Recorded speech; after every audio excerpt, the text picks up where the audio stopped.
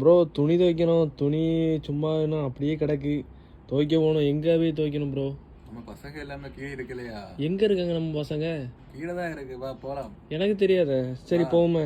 போவோமே வா. துணி தைக்க ட்ரெஸ் எடுத்து வந்தாச்சு. இவ்வளோ ட்ரெஸ்ஸு வாங்க பார்க்கலாமா? ப்ரோ பசங்க இருக்காங்க, நீங்கள் ஃபுல்லாக வாஷிங் மிஷினாக தான் இருக்குது. 3 வாஷிங் மிஷின். இதுலேயே நம்ம துவைக்கணும். ஓ பசங்க இல்லையா அப்போ நமக்கு? மக்களே இதை ப்ரெஸ் பண்ணி தான் திறக்கணும். திறந்தாச்சு. நம்ம உள்ள அள்ளி போட வேண்டியதான் ட்ரெஸ்ஸை.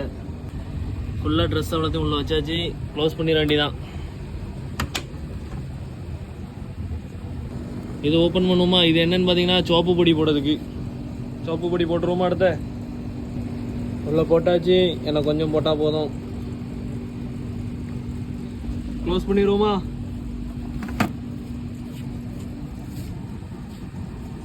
சின்ராசு சும்மா துணி துவைக்க மாட்டானா. 1 ரூபா காயினை போட்டால் தான் துணி துவைப்பானா.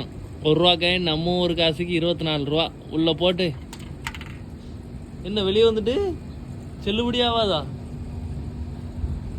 சின்ராஸுக்கு பழைய 1 ரூபா போட்டால் தான் செல்லுபடி ஆகுமா. புது 1 ரூபா வெளியே வந்துடுது.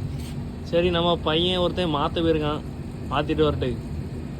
சின்ராசு என்ன அடம் பிடிக்கான்? போடுற மாதிரி போட்டா போதும். சரி அடுத்த பழசை எடுத்துட்டு வந்தாச்சு. சக்சஸ்.